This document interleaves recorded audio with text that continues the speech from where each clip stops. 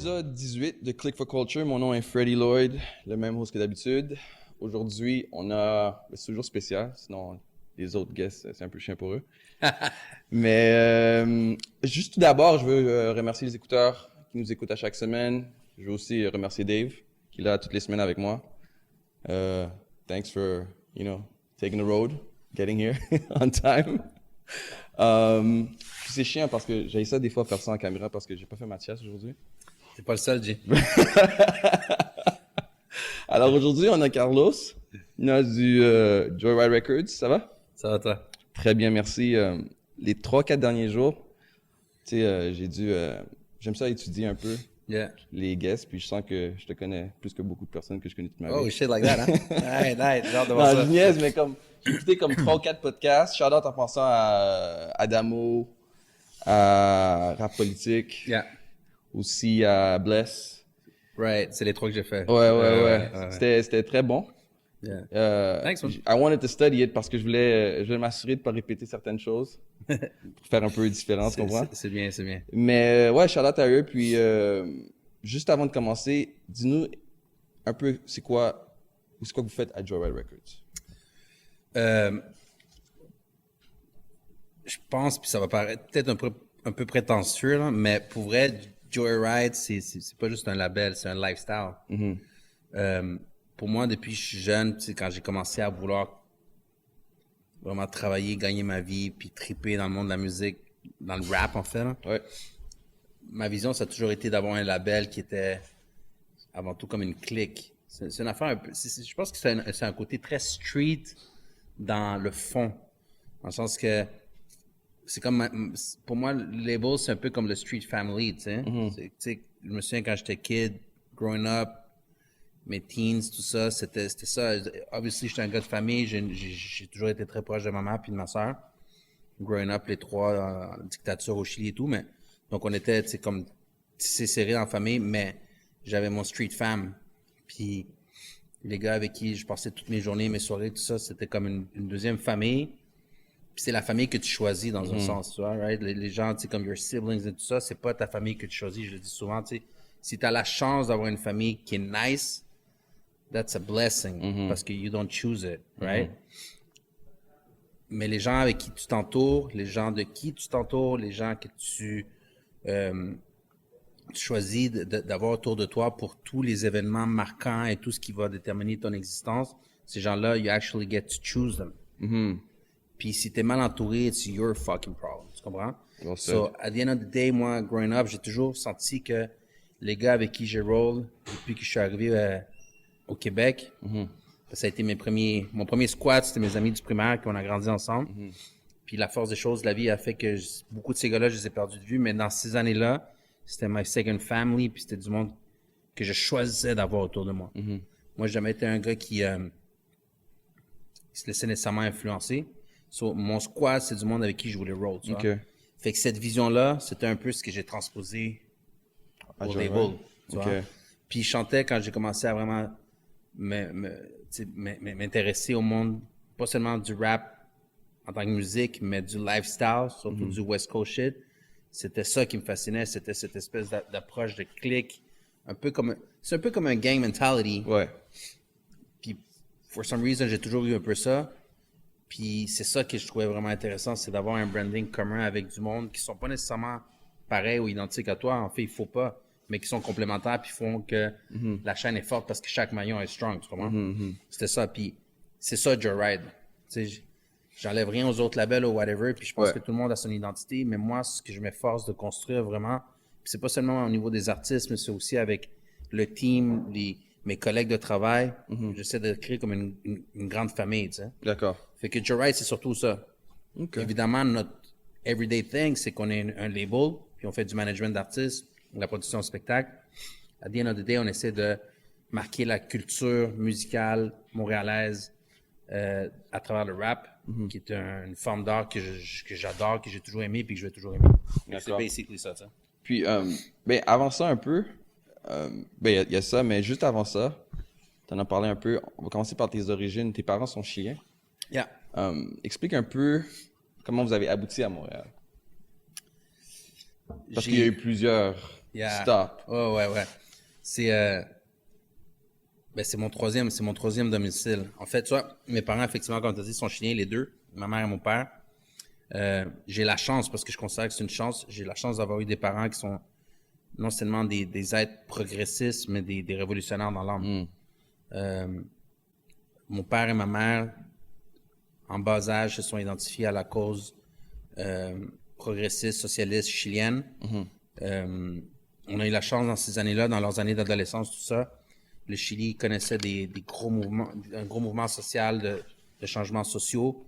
Puis on a eu la chance d'avoir le premier président socialiste élu démocratiquement dans l'histoire, Salvador Allende. Puis mes parents avaient quoi, il y avait entre 14 et 18 ans à peu près dans cette époque-là quand le président Allende a été élu. Puis ensuite, 2-3 ans plus tard après l'élection d'Allende, mais il y a eu le coup d'État. La jeune militaire de Pinochet qui est arrivée au pouvoir.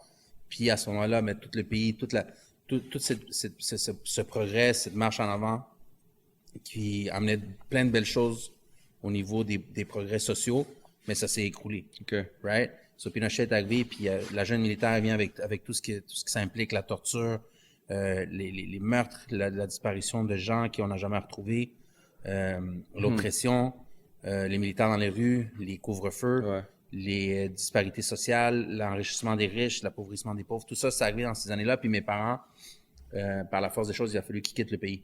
Sounds like Haiti. Hein? Sounds like Haiti. Very much. C'est ça le propre des pays du tiers-monde qui ont trop longtemps été exploités par la dictature ou justement tous les intérêts étrangers. Tu sais. Oh, oui. So basically, si on te robe de tout ce que tu as de plus précieux chez toi, c'est difficile move forward. C'est ça qui est arrivé au Chili. Donc, mes parents se sont battus contre ça. Puis, après des années de s'être caché, tout ça, mon père qui était un professionnel du MIR, MIR, qui veut dire Movimiento de Izquierda Revolucionario, stands for Mouvement de gauche révolutionnaire. C'était le parti le plus à gauche. C'est un parti d'extrême gauche à tendance bolchevique chilien qui prônait le socialisme par la prise des armes. OK. Contrairement à Allende, qui était un socialisme beaucoup plus centriste dans un sens, puis beaucoup plus modéré. Si tu veux, les buts étaient un peu les mêmes, mais les moyens qu'on voulait utiliser pour s'y rendre étaient très différents. Mais le MIR était la garde immédiate, donc les gens qui étaient la garde d'Allende, c'était le MIR, c'est des professionnels du OK. mais ils étaient très, très, très, très à gauche, right? So, quand Pinochet a pris le pouvoir, le premier parti, parce que c'est un parti politique, le premier parti politique qui a été comme, il a carrément fait un X sur la map électorale, là, tu sais, comme Pinochet a dit, these guys, we gotta fucking, take them out. Yeah. Puis, évidemment, la première chose qu'il a fait, c'est qu'il a rendu le parti en tant que tel, il l'a rendu illégal. Mais le maire, évidemment, s'est pas laissé faire, on continue à combattre pour leurs idées puis tout ça. Puis, en devenant légal, ben, à ce moment-là, Pinochet s'est rendu compte que it didn't stop. So, il a donné des permis de tuer. Oh, shit. So, basically, les plus importants du maire ont eu un 24 heures pour quitter le pays. Puis, s'ils quittaient pas le pays, ben, on avait le droit de les tuer on site, tu sais. Puis ensuite, la deuxième frange, ben, la même chose, 48 heures, puis 72 heures, tu sais. Puis, mon père est paru dans la liste des 72 heures. Donc, il y avait 72 heures pour quitter le pays. Bouger. Little did they know, c'est que mon père a réussi à se cacher des mois, là. Oh! Tu sais. Ouais.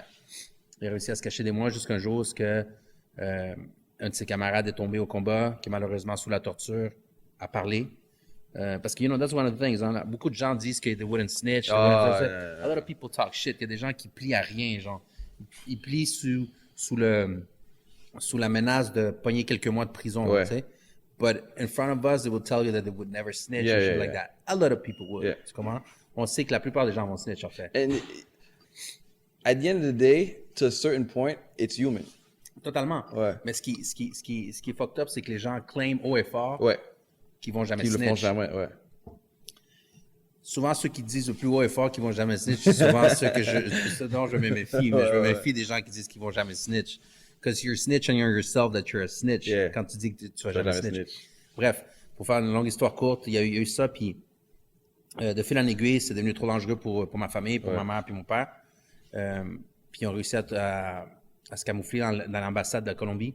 Puis de quitter. Donc, mes parents sont partis en 1975 de Chili en Colombie, ils ont vécu 1 an, puis finalement, dans les grands pays où ils demandaient l'asile politique, mais ils ont réussi à venir au Canada. C'est pour ça que quand ils sont arrivés au Canada, ils les ont envoyés. C'est à ce moment-là, c'est pas eux qui choisissent, c'est pas eux de choisir où ils vont, là. Quand t'es réfugié politique, ils disent, yeah, on t'accueille, mais c'est là que tu vas.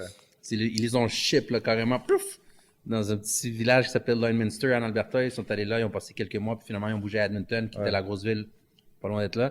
Puis c'est là que je suis né. OK. Je suis né dans l'Ouest canadien.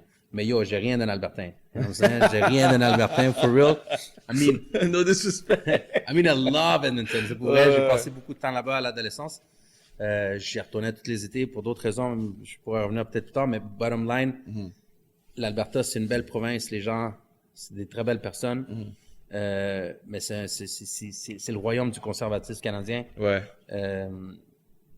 So, j'ai rien dans l'Albertain, Okay. right? Sauf la naissance. Sur mon certificat de naissance, c'est marqué Edmonton, Alberta, mais yo, that's it, bro. Mais bon, c'est ça, j'ai grandi là mes 4 premières années de vie, puis then we moved back to Chile, puis c'est là que ça s'est passé. C'est là que ma vie commence, bro. OK. Ma vie a commencé à l'âge de 4 ans. Even though j'ai des beaux souvenirs, parce que je me souviens un peu de mes premières années en Alberta, ma vie a commencé quand on est arrivé au Chili, parce que shit got real, tu sais, on est arrivé pendant la dictature, OK. mes parents étaient plus ensemble, fait qu'on est arrivé juste avec single mom, puis ça a été hard. Ça a été hard, mais tu sais, souvent dans les soupers de Noël, là, tu sais, quand on boit un peu, ma mère boit pas, right? Mais à Noël, tu sais, après un petit coup, ouais. puis là, elle a des maths sentimentales, puis là, elle a de la peine selon elle, les choses qu'on a dû vivre à cause de ses choix de vie, puis tout, puis blablabla. Mais à chaque fois, je la rassure, comme for real, il y a rien, pas un instant que je changerais de ma vie, comme même les moments les plus hard, puis les moments fucked up et tout. Parce que t'aimes qui t'es devenu à la fin. Non seulement ça, c'est que je suis fier du travail que ma mère a accompli. tu sais. Ouais. I mean, surtout quand t'as rien de facile, on n'a rien eu tout cuit dans le bec, là. And that shit is all because of my mom. She was a strong woman, tu sais. Puis c'est ça qui fait que on est devenu, ma soeur et moi, ma grande soeur et moi, on est devenu ce qu'on est devenu. Puis on n'est pas parfait, j'ai plein de flaws et tout, mais je suis fier d'être parti de rien, tu sais, dans le vrai sens du terme, puis d'être rendu où ce qu'on est, tu sais. Puis c'est là que les années ma vraie vie a commencé au Chili parce que j'ai découvert le monde de notre œil, tu sais. J'ai découvert l'injustice sociale, j'ai découvert me promener dans la vie. Tu sais, on était vraiment pauvres, on n'était pas riches. Sauf que, imagine, quand on avait très peu, on allait à l'école le matin, puis on voyait des kids encore plus pauvres que nous. Tu me sais, des enfants qui dorment dans la rue, des enfants qui demandent un peu d'argent pour du lait, tu sais, des trucs comme ça. Ça met les choses en perspective, right? Puis aussi de voir la richesse à l'autre extrême, parce que Chili, à ce moment-là, ben, c'est encore le cas aujourd'hui. D'ailleurs, c'est comme, en ce moment, il y a un immense mouvement social au Chili de gens qui en peuvent plus. Ils en ont ras-le-bol de ce qui se passe depuis 30 ans, depuis le supposé retour à la démocratie. Plusieurs places en Amérique du Sud, d'ailleurs. Exactement, c'est un mouvement social. Habituellement, ça vient, ça crée des vagues, hein. Puis, ça l'est encore aujourd'hui, mais dans ces années-là de dictature, les disparités sociales étaient juste vraiment gigantesques. Il y avait pas de middle class, c'était pauvre ou riche. Puis, dans ma famille, extended family, j'avais des gens qui disaient de la famille qui sont extrêmement riches. Genre de cousines que je voyais une fois par année à leur fête, là. Puis je me suis as a kid going there, tu sais, comme avoir 5 ans, puis arriver dans des pioles, tu sais, des pioles que t'as même pas ça à Montréal, là, tu sais. Des pioles là, de multiples millions de dollars. Des villages. Des villas, tu sais. Puis de dire, damn, man, this shit crazy, tu sais, comme, pourquoi avoir tout ça, tu sais, comme, puis j'ai toujours été quelqu'un qui, justement, par rapport grâce à ça, je pense que j'ai toujours voulu réussir, mais pour moi, la réussite, ça n'a jamais été une question d'argent. Tu sais? Puis c'est à cause de ça, parce que je pourrais avoir tout l'argent du monde. Je suis pas de ce genre de personne matérialiste, parce que je trouve que c'est insane d'avoir trop de cob au point de genre plus savoir quoi en faire pour juste acheter des trucs ostentatoires. Là. Moi, je suis un gars qui gagne bien sa vie et tout, mais je partage. Moi, mon argent va dans le partage avec mes homies puis mes homegirls. Mais bref, fait que c'est ça. Ma vie a commencé là parce que ça m'a ouvert les yeux sur plein de choses. Puis c'est à ce moment-là que j'ai découvert vraiment que j'aimais beaucoup trop passer de temps dans la rue. Donc. I don't know, there is something, genre, il y a quelque chose de fascinant dans la rue. Puis depuis, genre, du jeune âge, 5-6 ans, je refusais d'entrer à la maison. Je rentrais juste pas à la maison. Et ma mère, ma soeur devaient sortir me chercher à minuit. J'avais 6 ans, puis je traînais genre jusqu'aux petites heures du matin. Puis je sais pas, mais j'ai développé un goût pour la rue, puis ça m'a suivi quand je suis arrivé à Montréal. Puis quand on est arrivé à Montréal, ben ça a été encore un peu quel âge? On est arrivé à Montréal quand j'avais 8 ans. OK. Puis, genre, je pense que la seule chose qui m'a sauvé de ne pas avoir été deep dans des shit streets, c'est que j'étais très bon à l'école, puis j'aimais beaucoup les sports. C'est vraiment les deux choses qui m'ont aidé, parce que sinon, j'ai toujours dit, puis un peu à la blague, puis il faut pas qu'elle l'entende, là. So, mom, if you're watching this, mute 2 secondes, laisse-moi finir mon idée, tu reviendras après. Genre, si ma mère avait pas été là, c'est sûr que je serais devenu un criminel. Je pense que c'est une des seules raisons pour lesquelles j'ai pas fait une carrière de criminel. Genre. À cause de ta mère. Because of my mom. Puis c'est quoi que ça a mis en toi, qu'est-ce que ça a développé en toi être l'enfant d'un réfugié? Pas nécessairement négativement, mais aussi le positif que ça a amené, genre. Mais pour vrai, il n'y a rien de négatif. Pour moi, il n'y a absolument rien de négatif. Comme je disais plus tôt, il n'y a pas un moment où est-ce que je me suis apitoyé sur mon sort ou dit que ça qu'il nous est arrivé telle chose, ou blablabla. Même les choses tristes, les trucs hard, tout ça, je n'y vois que du positif. Parce qu'avec le temps, j'en suis venu à la réalisation que la vie, elle a comme des étapes, right? Puis la première étape, c'est de struggle. Je pense que si ta première étape n'est pas du struggle, tu vas probablement être un être humain qui n'est pas le genre d'être humain avec qui je veux chill. Je pense qu'il faut forcément passer par le struggle first. C'est comme si on venait au monde et qu'on pouvait marcher tout de suite. Tu me suis? Ces étapes-là, c'est nécessaire à l'apprentissage puis avoir le bon mind state pour progresser dans la vie. Il faut que tu apprennes que tout ne vient pas si facilement. Ouais. Puis, I see it, comme plus tard dans ma vie, j'ai eu la chance d'aller à une très bonne école. Je suis allé au Collège Jean de Brébeuf parce que j'ai reçu des bourses. Puis j'étais entouré de gens pour moi, c'était évident que le plus grand fardeau qu'ils allaient devoir transporter, le plus grand obstacle de leur vie, c'était qu'ils avaient tout eu, toujours, facilement. Basically, que leur plus grand problème, c'est qu'il n'y avait pas de problème. You know, it sounds cold parce que tout le monde a ses problèmes, sauf que quand les choses viennent trop facilement, t'as pas la coin assez dure, tu développes pas ce qu'il faut pour être capable de passer à travers les tempêtes de la vie, tu sais. Puis, bottom line, je pense qu'il n'y a rien de négatif dans ce que j'ai vécu en tant que fils de réfugié politique, dont je pourrais me rappeler aujourd'hui que je serais comme yo, j'aurais changé ça. Nothing, nada. Puis je le dis en toute sincérité, là. Puis ça peut paraître un petit peu, poétique de dire ça, ou pas du tout, là. Je sais pas d'être un William Wallace, là. Non, c'est une réalité aussi. Straight, ça, c'est mon regard. Je pense que si on parlait avec ma sœur, qui était la plus vieille des deux, je pense qu'elle a probablement un regard un peu différent. In a way, je pense que le fait que je suis le plus jeune, la psychologie est extrêmement... ma mère puis ma soeur, elle avait à peine 21 mois de plus que moi, c'était une gamine aussi. Donc c'était un peu comme une deuxième mère. Je pense qu'elle, elle a peut-être perçu les choses d'un autre œil, puis peut-être que son regard des années plus tard est très différent sur ce qu'on a vécu. In a way, je pense que sans me prouver, sans me protéger, elles ont été assez smart pour que je passe à travers tous ces vents et marées-là avec genre, un regard très, presque amusé, presque, tu sais. I always thought like, yeah, this is another day avec des petits obstacles, but it's fun at the end of the day, tu vois. So, c'est praise to my mom parce que c'est elle qui a réussi ça. Puis tu t'écris comme Montréalais, pas Canadien, Québécois, comme Montréalais. En grandissant à Montréal, tu sais qu'on vient d'autres cultures et qu'on grandit dans les pop, on n'arrive pas souvent à se voir dans la société québécoise tant telle. Est-ce que tu as eu ce struggle-là? Tu sais, quand je dis ça, c'est pas nécessairement en opposition au reste du Québec. Parce que, for real, tu sais, je le visite, le Québec, je passe beaucoup de temps, on fait énormément de spectacles à l'extérieur, puis c'est comme ça un peu c'est ma vie depuis 10 ans au moins, tu sais. Je visite le Québec à chaque fin de semaine pratiquement depuis 10 ans. Puis j'adore le Québec, j'adore les gens qui y vivent, j'adore tout ça. Pareil comme lorsque je vais aux States, tu vois, c'est comme, je visite les États sudistes, puis je rencontre des gens one-on-one. Je suis capable d'apprécier les gens. Mais voilà, c'est là, je pense, que réside le facteur qui fait que j'aime ou pas, ou que je pourrais vivre dans ces autres contextes-là ou pas. C'est que le one-on-one est toujours agréable. Mais pour une raison étrange, il y a des contextes sociaux où que lorsque tu parles up des gens one-on-one, c'est là que l'idiotie rentre en ligne de compte. Pas tout le monde est leader aussi de soi-même. Hein. Exactement. Puis c'est ça qui fait que lorsque... c'est fou d'être capable d'aller au sud des États-Unis puis aller à la table, de manger à la table de gens qui sont extrêmement accueillants, sympathiques, mais c'est ces mêmes gens-là qui, par la suite, vont voter pour un Trump sous le couvert, sous l'idée que les immigrants sont menaçants.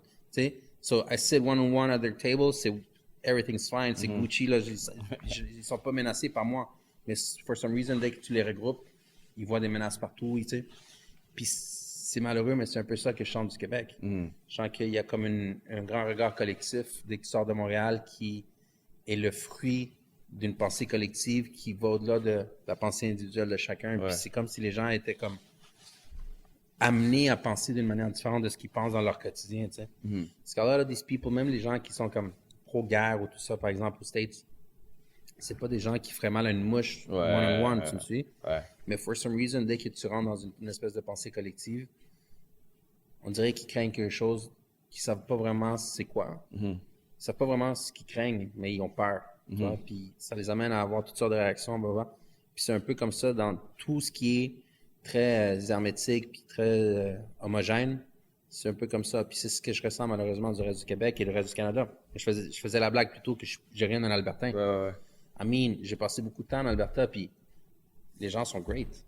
C'est toutes des belles personnes. Sauf que collectivement, C'est pas pour their toi. thinking Yeah. is off. Yeah. Totalement off. C'est un thinking, tu sais, qui nous fait régresser, si tu y penses, là, quand tu t'attardes aux genres de trucs qui sont mis de l'avant, que ces gens-là prônent, collectivement, je parle, on régresse, tu sais.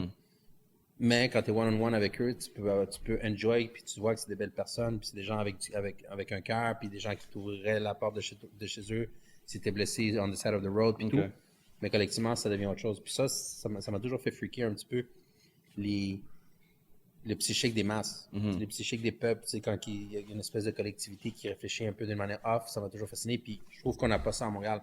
Je trouve qu'à l'inverse, à Montréal, Plus individualiste. ben, en fait, non, c'est pas dans le sens d'individualisme, mais à Montréal, parce qu'il y a une ouverture sur le monde, il y a une multi-ethnicité, il y a quelque chose de particulier à Montréal. Je sais pas c'est quoi encore, ça fait 30 ans que je suis à Montréal, puis j'essaie de trouver justement le secret de la caramel. C'est pourquoi Montréal est comme ça, mais plutôt que de vraiment me pencher sur le pourquoi, je fais juste enjoy Montréal. Je pense que ça a touché là-dessus le multiculturalisme parce que, tu sais, moi, j'ai fait 4 ans aux States, comme à Michigan. J'ai fait beaucoup de temps à Miami, à New York. Puis comme, dès qu'il y a vraiment du multiculturalisme, l'esprit s'ouvre. Les gens deviennent complètement différents. Je suis d'accord, sauf que prends des exemples. Prends Toronto. Toronto, c'est une ville super cosmopolite, super multiethnique, comparé à Montréal. It's not the same. Prends New York, it's not the same. It's not.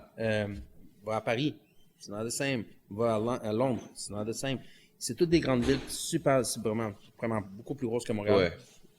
Deuxièmement, sont très, très, très multiculturels. Il y a eu beaucoup d'immigration. C'est pas récent, là. Ça fait au moins 100 ans que ces villes-là sont exposées à l'immigration d'un peu partout sur Terre. C'est des villes super cosmopolites, mais il y a quelque chose de off. Quelque chose de tendu. Il y a un apaisement quand tu arrives à Montréal. Ouais. J'ai la chance de voyager beaucoup en tournée, évidemment, puis on passe beaucoup de temps en France. Puis, tu sais, Paris est reconnu comme cette espèce de grande ville où c'est une des villes les plus visitées au monde, où il y a le plus de touristes et tout. Puis, je trouve ça quand même extrêmement contradictoire qu'une ville qui attire autant de gens qui viennent zioter puis voir leur architecture, leur passé, leur histoire, tout ça, soit une ville aujourd'hui où il y a des viaducs où il y a 3000 personnes qui dorment sur des tentes puis tout ça. C'est une ville stressée, c'est une ville où les gens sont aigris, où c'est Mossad, it's not nice. Il y a rien de nice A à lot of Paris. racism too. Énormément de racistes, c'est cher, it's not safe, it's dirty, c'est comme... Qu'est-ce qu'il y a de si nice à Paris à part l'histoire, tu sais, à part, tu sais, I mean, évidemment, les petits cafés, les bons petits repas, la petite clope avec mon petit espresso le matin, all that shit is nice, mais c'est pas ça qui fait une vie. Ouais. Puis Montréal, on a la chance pour plein de facteurs. Il y a plein de raisons qui font que Montréal est juste great. Puis la première chose, c'est qu'il y a un sentiment d'apaisement, de bon vivre à Montréal. Tu sais? Même lorsque je vais au Chili, j'adore aller au Chili voir ma famille. Puis évidemment, pour d'autres raisons, il y a des choses qui sont propres au Chili que j'aime, tu sais, le fait d'être avec ma famille, puis La culture. j'ai ma mère puis ma soeur ici, puis bon, mes neveux et nièces maintenant, mais j'ai pas de famille élargie au Québec. So, quand j'arrive au Chili, j'ai ça, puis obviously it's great, ça amène quelque chose de vraiment le fun d'être entouré de tes cousins, cousines, puis ça. Fait que j'enjoy, sauf que après un certain nombre de semaines, j'ai le goût de revenir à Montréal. Puis quand j'arrive à Montréal, je me sens juste comme libéré d'un million de stress qui sont dus au fait que Montréal, c'est peut-être même pas que c'est les autres villes qui sont si stressantes que ça. C'est juste que Montréal est tellement plus apaisante. Ouais. Il y a quelque chose d'extrêmement chill à Montréal. C'est pour ça que je me décris comme Montréal. Peut-être c'est le fait que on est une ville, on est une genre de ville, une société qui est dans une autre société qui est le Québec, qui est différente de la nôtre, qui est dans une autre société qui est le Canada, qui est dans une autre société qui est l'Amérique du Nord. Ouais, peut-être. C'est Because it's really different from toutes les autres villes qui sont autour de nous, puis Totalement. toutes les autres communautés, les sociétés qui sont autour de nous. Tu vois, puis si tu agree un peu avec ce que je dis, moi, juste comme beaucoup de mes amis, je leur parle de Montréal, puis ils ont la même opinion sur Montréal. Tu sais. Ouais. Il y a quelque chose intrinsèquement unique et de particulier à Montréal, puis I don't know, man. Comme, si c'était pas de l'hiver, ça serait une ville parfaite, for real, tu sais. Ah, c'est vrai, ouais, tout le monde. That's dit the ça, thing, ouais. C'est ça. So, de là, comment est-ce que tu en es arrivé au Joyride qu'on a aujourd'hui? Parce que ça n'a pas débuté comme ça. Non, tu sais, au départ, tu sais, je faisais du rap Ouais. plus jeune. So, évidemment, il y avait le côté très hobby. Tu sais, Ouais. c'était un passe-temps. J'étais tout le temps en train d'écrire, puis j'étais comme... Obviously, j'aimais ça pour le côté juste musique, passe-temps, blablabla. Sauf que, je sais pas, c'est comme... Plus jeune, je voulais être joueur de hockey, puis c'était la même chose. J'avais toujours cette impression que ça doit être great de gagner sa vie à jouer à quelque chose. Ouais. T'imagines, tu sais, puis j'y pense encore des fois, ça aurait été quoi ma vie si j'avais été athlète professionnel, genre. Tu sais, gagner ta vie à jouer au hockey, c'est quand même juste, c'est juste quand même juste le terme, pensez, là, tu sais, jouer pour gagner sa vie. Tu n'as pas travaillé. Tu vas C'est un jouer. travail, aussi, Oui. puis on sait que Mais tu vas jouer. les athlètes, ils Ouais. mettent énormément d'efforts pour, Ouais. tu sais, pour réussir, mais c'est quand même fly de dire, je gagne ma vie en jouant, tu sais. Puis pour moi, le rap, c'est un jeu. Ouais. Tu sais. Pour moi, le rap, c'est un jeu, c'est un hobby qui est devenu sérieux, qui est devenu très sérieux, qui aujourd'hui paye les bills, pas seulement les miens, mais de mon team, de mon squad, des employés de la boîte. C'est quand même fascinant que de ce qu'on faisait autour de la table de la cafétéria avec une règle, puis on faisait des beats sur la table, puis qu'on faisait juste des mauvais freestyles, que ça en soit devenu, soit devenu notre gagne-pain, puis un générateur économique, là. Tu sais, c'est un moteur économique aujourd'hui, le rap au Québec, tu sais. Puis je suis sûr que si on parlait aux autres boss de label de rap au Québec, ils diraient la même chose. Ils ont commencé par un rêve adolescent, parce que c'était quelque chose de purement genre une passion, tu sais. Ouais. Une passion pour un hobby qui est devenu un gagne-pain, qui est devenu quelque chose de, tu sais, vraiment important, pas seulement pour nous-mêmes, mais pour les gens qui nous entourent, tu sais. Pour ceux qui écoutent. C'est ça, fait que c'est devenu un peu ça, Joyride. Je pense que c'est à l'image de ce que j'ai toujours projeté dans ce monde-là, le monde de la musique. J'ai toujours voulu que ça soit pas juste payant, mais juste gratifiant puis fun. Tu sais. Ouais. Puis, tu sais, à part les succès qui ramènent des sous et tout, mon vrai salaire, c'est juste être on the road avec les boys. La satisfaction. La satisfaction de continuer à jouer. Tu comprends? Tu sais, comme, il y a une des choses qui me procure, un des plus grands plaisirs dans tout ce que je fais, c'est quand un de nos artistes me soumet ses maquettes pour la première fois, tu sais. OK. Le premier spin que je donne à un album, que je donne à un single, que je donne à whatever, pour moi, c'est comme un des moments les plus nice de ce que je fais dans la vie, tu sais. Souvent, en plus, c'est toujours random. Je suis genre en train de travailler, puis là, tout à coup, je reçois un email, puis je reçois un appel. Yo, je viens de t'envoyer l'album, je viens de t'envoyer ce moment-là, j'en fais carrément une cérémonie, là, tu sais. Moi, c'est vraiment, là, tu pourrais demander au team. Soit je suis comme, yo, on a reçu le nouveau single de Loud, on a reçu le nouveau shit de Rhymes, on a un nouveau clip, tu sais, comme, that moment, pour moi, c'est comme, je pense que c'est comme, pour vrai, c'est presque orgasmique, bro. Comme, I love that shit. Comme la première écoute d'un single, la première écoute d'un album, pour moi, ça, c'est mon salaire. Ça, c'est mon salaire. La première fois quand on fait un show d'un nouveau spectacle, une nouvelle tournée, ça, pour moi, ça vaut plus que n'importe quoi d'autre, tu sais. Quand on a fait les Centres Bell, Bien sûr. en tournée avec Claude, je suis tout le temps side stage ou backstage ou avant. Puis là, j'étais comme, yo, this time, moi, c'est clair que je m'en vais dans le pit en avant, puis j'enjoy comme un fan. Ça, c'est une autre expérience. C'est ça. Puis yo, je pense que, I gotta say, puis c'est drôle parce que, genre, Just, il me niaise tout le temps, il dit que je suis le number one fan, là. Ouais. He might be right. Tu comprends? Comme, j'ai pas le choix. I need to be. Tu vois? Puis ce soir-là, par exemple, j'étais devant ce qu'on a accompli, tu sais, évidemment. Beaucoup de ça, énormément, une très, très grosse portion de ça revient à l'art, tout ça, mais comme on contribue à ça, puis quand on voit le fruit de nos efforts atteindre des niveaux comme ça, cette heure et quart, donc ces 75 minutes-là, pour moi, c'était comme le summum du bonheur. Là, ouais. Tu sais? Alors, comme là que vous arrivez à ce point-là, par exemple, du Centre Bell, est-ce que tu te dis comme il y a quelque chose, quand tu regardes comme le bigger picture, est-ce que tu dis qu'il y a quelque chose que les autres groupes hip-hop Ben, il y en a d'autres qui ont du succès aussi, mais peut-être pas au même niveau. Yeah. Quand on parle du Centre Bell, Oh, bien of sûr. course. Est-ce que tu dis quelque chose que les autres groupes hip-hop au Québec n'ont pas encore compris que vous avez compris? Parce que c'est sûr que, oui, c'est une compétition, mais tu veux que la culture avance autant que vous avez avancé, vous. Yeah. Parce que c'est bon pour toi aussi. Yeah. Ouais. Ben ça, par rapport à ça, tu sais, j'ai toujours cru que c'était super important que le milieu dans lequel on œuvre, dans lequel on se mobilise autant, ce milieu-là doit être en santé si on veut réussir. Right? So, je me suis toujours dit que c'était important que premièrement, la quantité de gens qui écoutent du rap au Québec continue à croître. Elle doit continuer à croître. Il doit en avoir toujours plus. Je veux que les gens se sensibilisent au rap, qu'ils apprennent à écouter du rap et qu'ils deviennent des rap heads.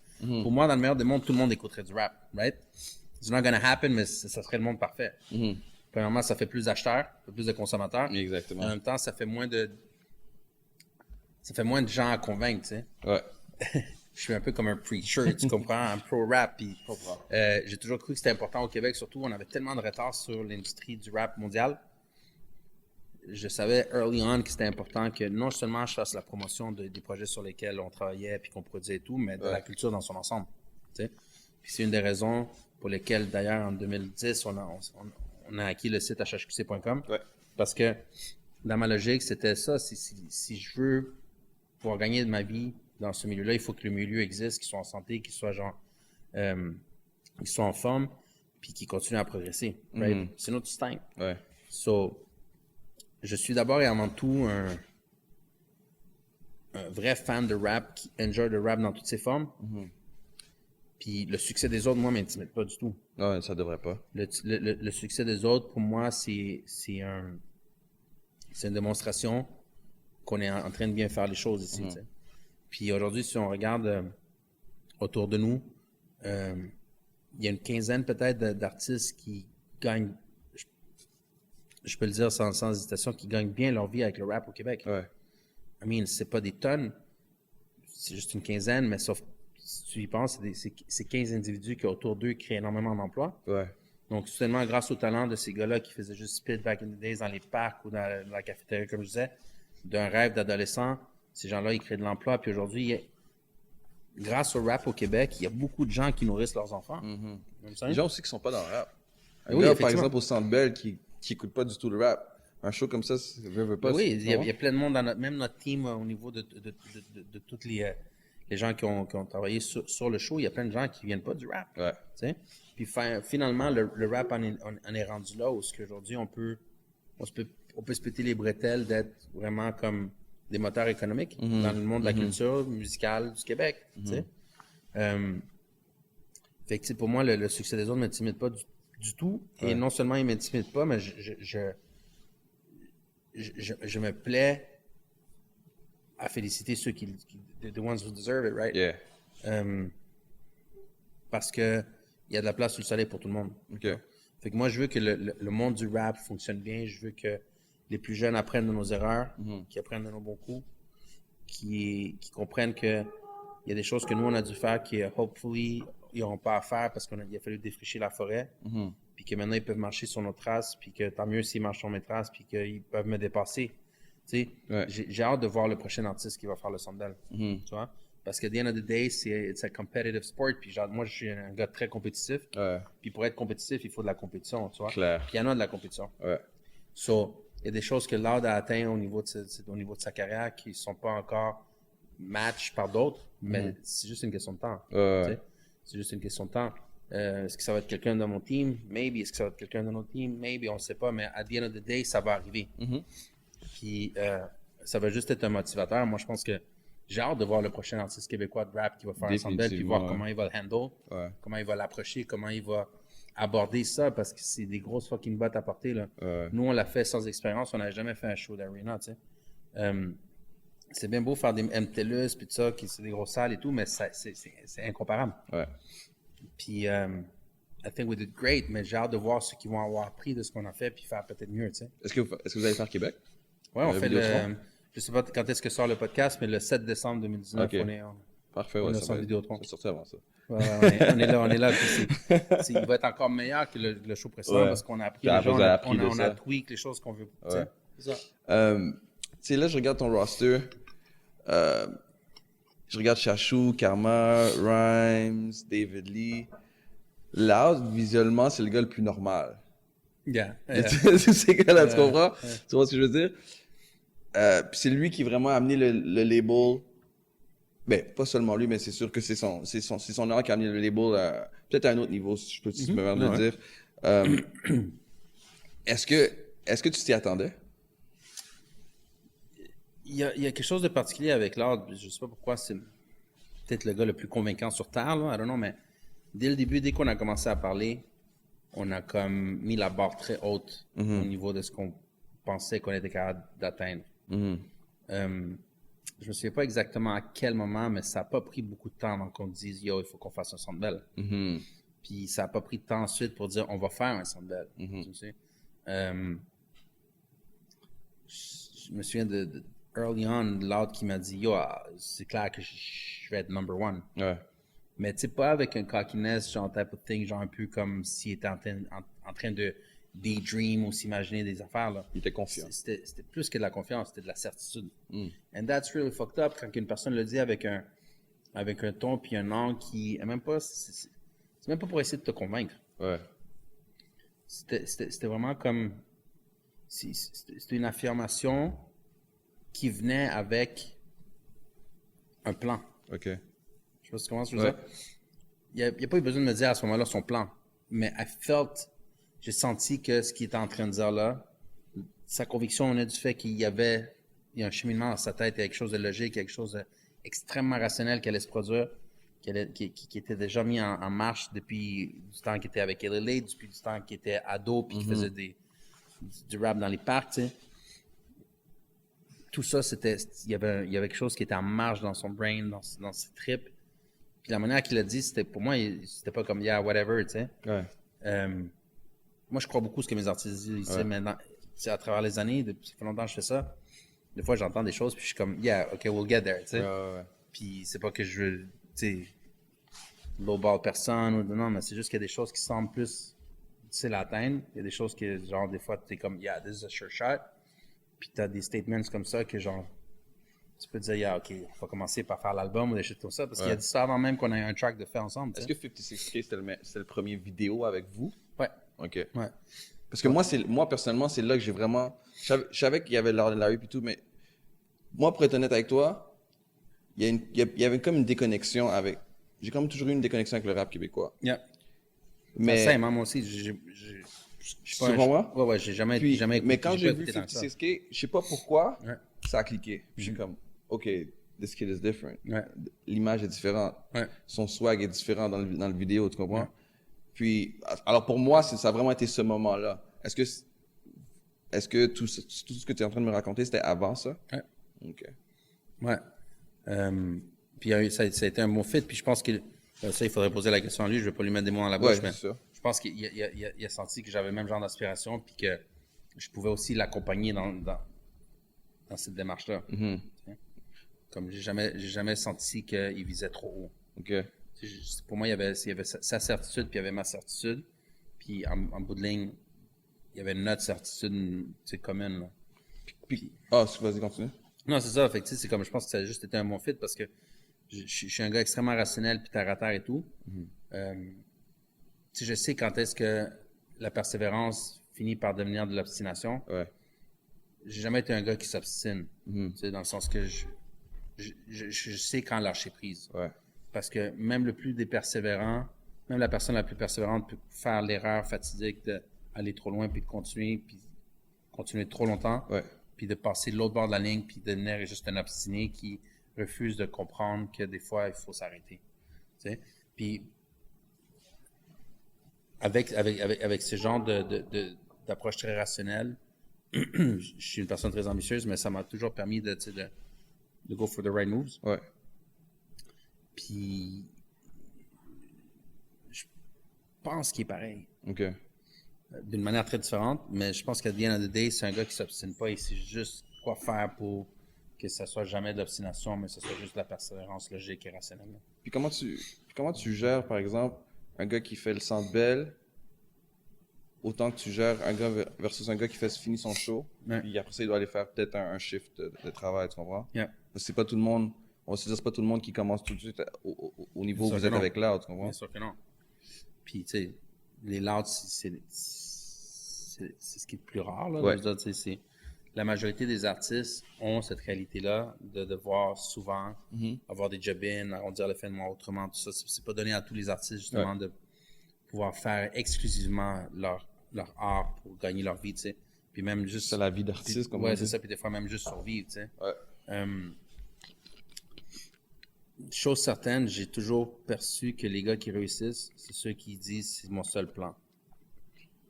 Je me souviens, il y a 8 ans, quand on venait de commencer à travailler avec Chachou,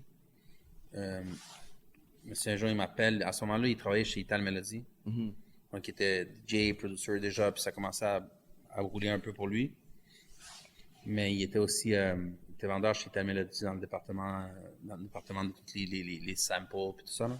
Puis, un jour, il a perdu sa job. Puis, je me souviens, il m'a appelé. Puis, il y avait clairement comme de l'inquiétude dans sa voix, right? Ouais. Évidemment, c'était sa job qui payait ses bills. Il venait de la perdre. Mais je me souviens, il m'a appelé puis il m'a dit « Yo, qu'est-ce que je fais, tu sais? Puis j'ai dit « Bro, for real, je pense que le move à faire, c'est de Ouais, fuck a day job, là. Comme, c'est un signe. give it a try, tu sais. Give it a try, au pire, tu seras starving artist pendant, je sais pas, 5, 6, 7 mois, tu sais. That's how he lost so much weight. T'sais. Non, fuck with you. Tu sais, puis c'est comme, yo, you should try it, bro, tu sais. Ouais. Just do it, give it a try, puis anyway, t'as de la famille, t'as le squad, Ouais. tu vas pas mourir de faim, là, tu sais. Ouais. You gotta be good, tu sais, puis yo, il l'a fait, puis he never looked back, puis boom, il a réussi, tu sais. Je me souviens, à l'époque, j'ai eu la chance de travailler avec Soke, de Banks and Ranks, Ouais. qui, yo, s'il y a des panais pour qui ça se passe bien, G, yo, believe The bro. wild too. Yo, c'est comme, tu sais, on oublie souvent ce côté-là qui est moins francophone, tout ça. Donc, Ouais. tu sais, l'autre, c'est immense parce qu'évidemment, il est très, très, très connu au Québec. Ouais. Ça se passe aussi en France puis dans la francophonie européenne, mais yo, les gars de Banks and Ranks, Kenai puis Soke, c'est huge, là. Puis Soke, quand il était signé avec nous back in the days, c'est la même chose. À un moment donné, il avait juste déterminé, tu sais, comme, yo, fuck un day job, là. Ouais. J'ai besoin de me consacrer à ça full time, d'avoir mon mind state là-dessus, seulement sur ma musique. Puis il y a eu des années difficiles. Il y a eu des années très difficiles où il n'y avait pas J'imagine. beaucoup de sous, puis sur lesquels il a fallu qu'il emprunte de l'argent, faire des moves à gauche à droite, tout ça.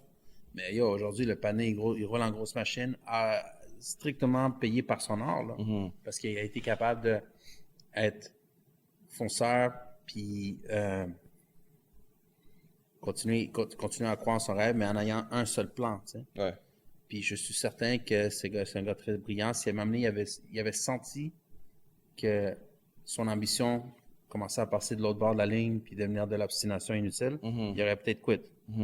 Mais quand tu as autant de talent, tu dis, yo, if I keep going, moi je dis souvent, tu sais, travail, talent et persévérance, c'est le triumvirat, man, c'est la Sainte Trinité. G. Si tu combines les trois choses, puis tu crois en ton tank, ça paraît super cliché de dire, yo, crois en ton rêve, all that shit, man. Comme, I'm telling you, all the guys that I see succeeding nowadays, c'est tous des gars qui ont eu juste un plan, c'est le plan A qui était, yo, I'm a fucking do music until it pays. Il n'y a jamais eu de plan B. Là, c'est le premier à le dire. Il n'y a jamais eu de plan B. Même lorsque, tu sais, tout le monde, everybody doubts you. T'as pas d'argent, ta blonde est tannée, man, que t'as jamais de cob. Tes parents sont inquiets. Tes amis, ils veulent sortir. Tu La peux pas fameuse commencer blonde. all that shit, tu sais. And you go through all that shit. Yeah. People see you like, yo, this is a fucking waste of time. Quand est-ce que tu vas arrêter de jouer au Yeah. rapper? Quand est-ce que tu vas réaliser que that shit won't pay, blablabla, tu sais? But guess what? Les années ont passé, boom, le shit, le script a flip as motherfucker, tu vois? Le panneau aujourd'hui, he's doing good, tu sais. Pretty good. C'est ça, He seems so- to be doing pretty Tu sais, good. puis ça, c'est après quelques années de vache maigre et tout, mais yo, he did it. Combien de dates par année à peu près avec là? Depuis la sortie, ça fait 2 ans exactement que l'album est sorti, là, Ouais. Une année record. Une année record est sorti le 27 octobre 2017. Donc aujourd'hui, on est quoi? On est le 5 novembre, donc 2 ans. Ouais. On est à 170 spectacles. Not fucking bad. Dans 6 pays. Not bad at all. C'est un show 4 jours. That's pretty much the ratio. C'est comme c'est un show 4 jours. Ouais. Tu sais, so- And it pays the bills pretty well. Oh yeah, damn. I'm not gonna. Yo, I'm not asking for numbers. Parler des finances de notre homme, Ouais. my mom always said that is fucking. Je vais jamais demander des chiffres. Non, mais comme, je vais pas m'aborder ça, c'est his shit, tu sais, but we all doing good, bro, we all doing good. Ouais. Mais comme je te dis, je pense que le plus satisfaisant dans tout ça, c'est pas nécessairement le cob. Ouais. I mean, everybody likes to getting paid, right? Mais On aime vivre de tous- ça. Vivre de ça, mais surtout, juste, on le dit souvent, comme, on fait des moves, des fois, on cop certaines choses, whatever, puis c'est notre manière d'en rire, on fait, yo, bars, c'est comme, on réalise qu'on en est venu à acquérir some wealth, tu Ouais, sais, ouais. avec des bars, Ouais. tu sais, puis I get it. il y a few months back, il a fait un move, puis là, on s'est regardé, puis je dis, yo, bars! Yo, that's exactly what it is, bro. Yeah. Comme la fierté aujourd'hui qu'on a de, we proved everybody wrong, bro. Tu comprends? They're like, motherfuckers didn't believe that, tu sais, on pouvait non seulement gagner notre vie, Ouais. mais gagner mieux notre vie que genre des médecins NM, tu comprends? Ouais. With bars, tu comprends? Puis that's exactly what it is, bro. C'est plus que le bread. Ouais. Tu sais, c'est ce qu'il dit à l'entrée dans Devenir immortel, tu sais. Tu sais, j'entends tout ça, puis c'est fou parce que des fois j'ai des discussions, puis comme. Puis je pense parce que c'est. Puis tu sais, just to be real, je pense que c'est parce que Loud, c'est un blanc. Que les gens acceptent pas que he's actually culture. Yo, motherfucker, je pourrais passer des soirées à fucking instruire des panneaux sur à quel point ce gars-là est culture. Ouais. Tu sais, c'est comme. Si tes horizons sont si fermes, tu sais, si étroits, first, je te veux pas around my clique puis de ma personne, so t'es d'aucun intérêt. Genre comme, get out of my sight. J'ai plus de temps à perdre avec des gens ignorants. Ouais. Tu sais. Puis pour moi, un des premiers indicateurs d'ignorance, c'est les gens qui sont tout le temps en train de juger les autres. Right? So, si tu juges les autres puis t'en tires des conclusions sans really knowing the person, I don't want you around. Tu sais, comme, Yeah. I don't want that type of person around myself. Tu sais. Puis il y a beaucoup de monde qui fait ça avec l'âme. Juste parce que c'est un white boy, un pretty boy, he looks good, il a l'air, tu sais. A lot of people imagine shit, c'est comme tout le fucking genre, le stigma que supposément ce serait un fils de riche, and all that bullshit, tu sais. Yeah. They don't know. Yeah. They don't know d'où que ça sort, tout ce talk shit, tu sais.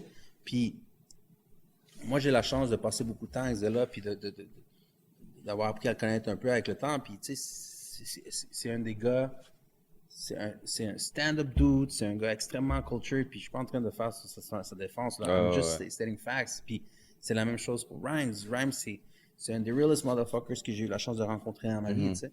Puis, beaucoup de monde juge Rhymes, tu sais. Même chose pour David Lee. A lot of people have this impression of David Lee, là, comme, c'est comme, yo, c'est des êtres humains que je suis capable de, in a way, consacrer un peu ma vie pour ces êtres humains-là. Ouais. So, best believe que c'est des bons êtres humains. Parce que I wouldn't do that shit for no prick, Other tu comprends? people, ouais. So, yeah, c'est juste fucked up, mais tu l'as dit, man. C'est extrêmement culture. Mais je pense que c'est un mensonge à laquelle on vit dans notre culture, c'est que pour être hip-hop, tu dois avoir un pied dans la rue. Yeah, sauf que here's the thing, bro.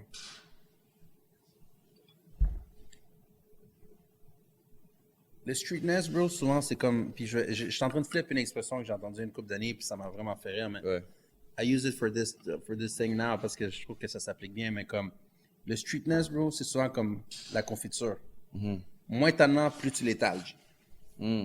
You know what I'm saying? That's what it is, bro. A lot of people trying to prove they're street. Ouais. A lot of motherfuckers trying to be oh, I'm that dude, acting hard, acting, you know. Y'all can be the hardest, tu sais. Ouais.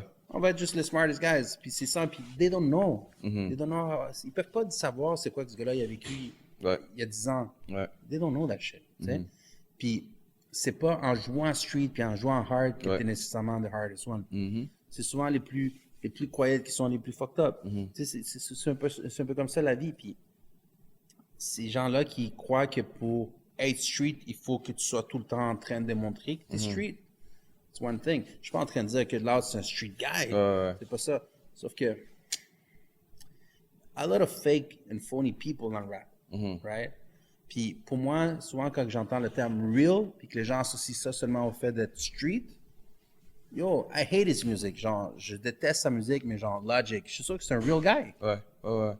Parce qu'il y a le courage d'être ce qu'il est. Genre un geek-looking dude qui a pas essayé d'être hard, puis bah, tu sais. Ouais. Then, t'as de l'autre côté un dude comme Chief Keef, qui est probablement très real en étant un fucking criminel qui est en centre de détention jeunesse depuis je sais pas quel âge. Tu vois? So, real is not about being street and hard. C'est, à mon sens, c'est être ce que t'es every day. Being you. Tu sais? Ouais. So, I don't know, man. C'est comme...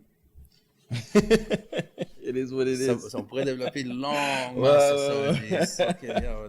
Puis, tu sais, étant au niveau où vous êtes dans la game aujourd'hui au Québec, est-ce que tu sens des fois une responsabilité étant comme genre un genre de gatekeeper du hip-hop? Parce qu'on va pas se mentir, le petit gars de comme, je sais pas moi, de Saint-Clinclin, il a aucune idée de la culture que je sais pas moi, on va dire un Migos te donne ou un Davy te donne. Alors lui ce qu'il peut voir, c'est ce que vous leur donnez. Est-ce que des fois tu te sens comme tu sens ce genre de responsabilité-là? Je sens une responsabilité, Ouais. mais pas envers le kid. OK. Je sens une responsabilité envers moi-même. OK. Je sens une responsabilité envers le fait que je me dois d'être le porte-étendard de ce que j'ai toujours chéri dans cette musique-là, dans cette culture-là. Right? Ouais. Donc, c'est pour ça que je suis pas une girouette, je suis pas une saveur du mois, puis je ferai jamais les trucs parce que ça fonctionne. Right? Je suis une personne qui est capable d'évoluer aussi. Comme je suis pas un de ces vieux aigris qui pensent que le rap c'était mieux avant. Tu vois? Ouais. Je suis tout le temps en train d'évoluer, puis je suis capable de genre de comprendre que ce que j'ai toujours aimé du rap depuis 25-30 ans, ça a changé, puis aujourd'hui j'aime le rap pour d'autres raisons et tout. Yeah. Mais le plus fondamental de tout ça, je dois rester real par rapport à ça. Donc cette responsabilité-là est par rapport à moi, au fait d'être culture justement. Ouais. Sur le fait qu'on le fasse pour les bonnes raisons. Ouais. Puis qu'on le fasse bien pour les bonnes raisons. Puis tant mieux si nous, en ayant cette responsabilité par rapport à nous-mêmes, on reste real puis intègre. Ouais. Tant mieux si ça influence le kid à Saint-Clinclin. OK. Parce que lui, he looks up to us. Yeah. Tant mieux. Mais ma responsabilité n'est pas envers lui. Ça peut paraître selfish puis borderline égoïste, mais comme c'est pas par rapport à eux, notre responsabilité, c'est par rapport à nous-mêmes. OK. Tu vois? Puis je pense que c'est le meilleur moyen de justement influencer de manière possible. C'est le masque à oxygène qui tombe dans l'avion. Ouais.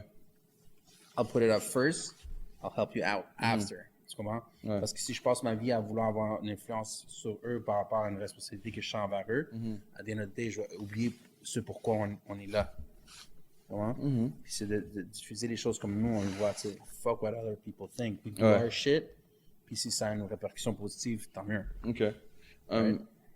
Tu regardes, tu sais, sur le même niveau aussi, comme je regardais, comme par exemple, je suis sûr que tu en as parlé en toi, ou peut-être avec d'autres médias, whatever.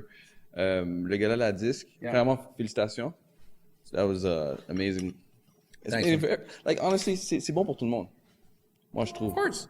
Puis, Of course. mais, OK, puis je regardais aussi comme, par exemple, je pense que c'était l'album hip-hop de l'année. Yeah. Tu sais, il y avait Alacla, Fouki, Corias, La, Soja. Puis, je regarde la liste, Puis, honnêtement, j'en ai que je préfère beaucoup plus que d'autres, puis il y en a que je... Yeah. Tu sais, sans nommer de nom. Who you got? Hein? Who you got, bro? I'm asking the questions now. Personally, I don't give a fuck. I didn't want to name names, you know, because you have relationships in this business, tu comprends? Mais tu sais, comme... Tu sais, à la claire, on gagnait. Mais à la fin de la journée, mon problème avec ça, c'est que, encore, moi, je les connais pas, puis je vais jamais les juger pour qui ils sont. Mais ça revient à ma déconnexion avec le rap québécois, tu comprends? Yeah. Puis ce que j'entends, puis c'est pas ce que j'aime, c'est ce que j'entends, ce que je vois. Puis tu sais, we've met before, you know what I do. Alors, I have my ear to the street, puis j'écoute ça. Yeah, Comme je suis obligé maintenant d'écouter du rap québécois. Yeah, yeah. Puis pas parce que je suis obligé, j'aime ça aussi, il y a plusieurs choses que j'aime. Yeah. Puis c'est pas quelque chose que je vois ou que j'entends. Yeah. On dirait que c'est quelque chose qui est forcé. Yeah. Puis c'est ça mon problème avec ce genre de choses-là. Puis aussi, quand je regarde la liste, il n'y a pas de Obia. Il n'y a pas de Tizo. Puis je peux comprendre pourquoi, mais il n'y a pas d'Enima. À un moment donné, comme, on va pas se mentir, il y a un problème. Il y a plusieurs problèmes, en fait. Ouais. Il n'y a pas juste un problème, il y a plusieurs problèmes. La première chose, si on regarde les 5 nommés cette année-là, je pense que c'est l'année où la compétition a été la plus féroce. Ouais. Ça, je veux pas nier, ouais. En partant là, ça démontre une chose, c'est que notre rap a fucking evolved, qui a évolué dans le bon sens, parce que les 5 albums, c'est des produits extrêmement professionnels de part. Puis pas seulement professionnels au niveau de la post-prod, puis l'aspect technique, la chose. C'est pas juste ça.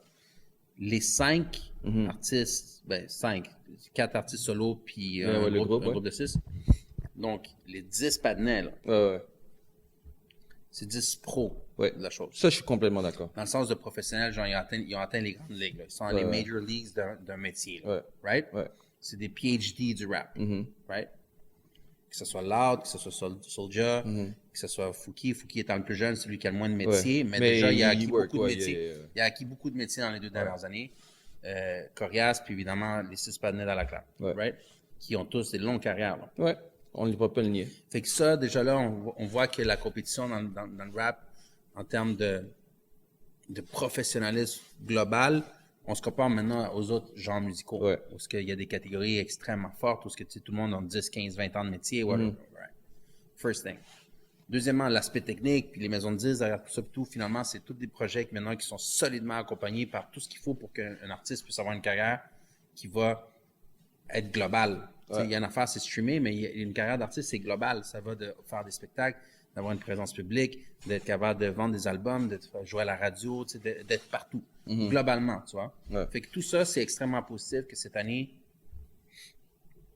c'était vraiment 5 headliners, des real headliners qui étaient en liste pour ce prix-là. Okay? C'est 5 artistes qui headlinent le festival, qui headlinent des shows, qui sont capables de remplir des salles. Ça, c'est extrêmement positif. C'est pour ça que je dis que c'était une des compétitions les plus féroces que j'ai vues since ever dans le rap. C'est sûr que c'est la plus féroce. T'as même pas besoin de dire une des. Il y a des années où il y a des albums qui étaient comme yo, nice qu'ils soient là, mais comme. Parce qu'il n'y a pas eu assez de soumission, whatever. Puis juste avant de continuer, je pense que peut-être mon problème, c'est que c'est mon œil montréalais. Mais continue. Fait que ça, c'est la même chose. Ça, c'est le point positif de la chose. Ensuite, évidemment, il y a une question de goût, tout ça, qui rentre en ligne de compte, puis c'est un vote. C'est un vote d'un jury spécialisé. Puis, je pense que cette année, les 5 auraient pu partir avec le prix. Je pense que les 5 albums ont des très bonnes choses. Puis, je pense que c'est une question de goût qui vient faire en sorte qu'il y a une différenciation. Peut-être qu'il y a le vote qui est divisé. Il y a plein de choses qui rentrent en ligne de compte. Mais je pense que les 5 auraient pu partir avec le Phoenix. Right? Je pense aussi que, puis ça, c'est typiquement québécois, puis ça, c'est peut-être plus de l'ordre de mon opinion, là. Mais je pense souvent qu'on aime voter pour les underdogs. OK? Puis je pense que cette année, c'est une des choses qui a nuit à Loud. C'est mon opinion. Puis je suis sûr que lui, il serait même pas d'accord avec ce que je dis. I see it like that. Moi, je pense qu'il y a des gens qui ont, sans voter contre Loud, ils n'ont pas voté pour Loud parce qu'ils se sont dit, yo, on l'a trop vu, genre. C'est ça, c'est lui qui va gagner. C'est ça, I'm gonna, tu sais. Ça aussi, c'est typiquement québécois, c'est un petit peu petit pain, man.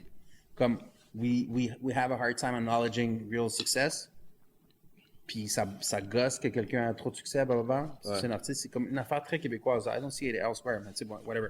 Fait que ça, c'est un deuxième problème, tu sais, une espèce de vote stratégique. T'es pas en train de choisir un fucking premier ministre. Ouais. Comme, yo, si t'es membre d'un jury, be factual. Comme, yo, say it, bro. Même si c'est pas ton pic émotif, là.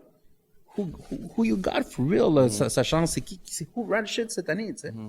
Fait que, anyway, ça, c'est mon opinion. Je trouve que c'est le deuxième problème dans le truc. Ouais. Qui est pas du tout un problème grave, mais whatever, c'est mon opinion. Obviously, I'm gonna back up my camp. Yeah. Puis le troisième problème, c'est que, bro, pour jouer dans cette ligue-là, ça te prend un certain type de basket, un certain type de sneakers. C'est ça la disque. C'est ça l'industrie de la musique, right?